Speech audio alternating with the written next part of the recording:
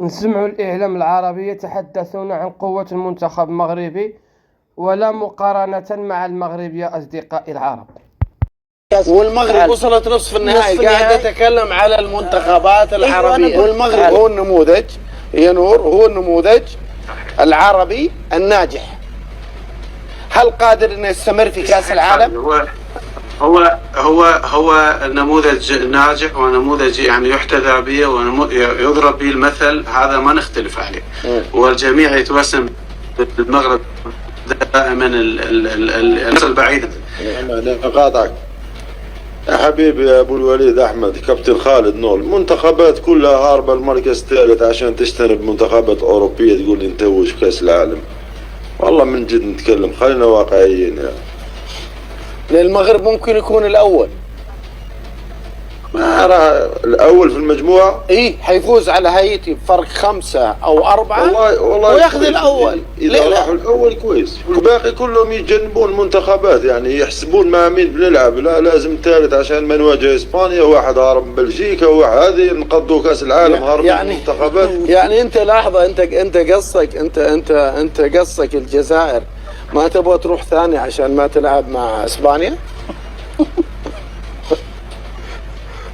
والله انا ودي ما ودي اواجه اسبانيا صراحه كمنتخب. لا تلعب كاس عالم، لا تلعب كاس عالم اذا تفكر بالتفكير. انا ما ودي اواجه اسبانيا صراحه. اسبانيا واجهتوها انتم امس واول امس وشفنا اللي صار. انا ما ودي اعيش تجربتكم، والله ما ودي اعيشها صراحه.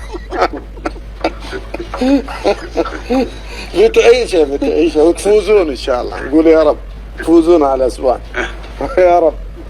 ان شاء الله تعادل. تبغى تعادل بعد في الادوار الاقصائيه؟ احنا بنقابل ميسي ان شاء الله مره ثانيه ونطلع يا جمال. بس عندنا ان شاء الله ان شاء الله تفوزون. يلا والله صدق كلنا قاعد نبكي على جروحنا. اتكلم كعرب وهذا شيء مؤلم لي. اني قاعد اسمعه، واحد من العراق، واحد من الجزائر، واحد من الاردن، يعني نبكي على جروحنا. والصدق يعني متى نشاهد منتخب عربي او المنتخبات العربية تتسيد راس مجموعة وتصل على الاقل في دور 16 4 الى 5 منتخبات عربية، في دور 8 3 الى 4 منتخبات عربية، فترة طويلة جدا. كانت لي صدمة كابتن، صدمة. ما هذا المستوى صح. معناه باش نقول للسادة المشاهدين والمشاهدات وللجمهور التونسي، وانت تعرف مشيت المغرب 4 ايام وسور انفيتاسيون تاع لا فيدراسيون رويال. شو يا شعب تونس، راهو النجاح والتألق ما يجيش في نهار. تألق اللي ريته انا، اسباب التألق في المغرب الشقيق تاع 20 سنة و15 سنة. وكان ريت انا في الاخر بالكل قلت لهم باش ما نقول لكم شو اللي ريت انا. معناها في تيران دوزيام ايتاج في مولاي عبد الله، طلعني في الاسانسير نلقى مستشفى روبوتيزي.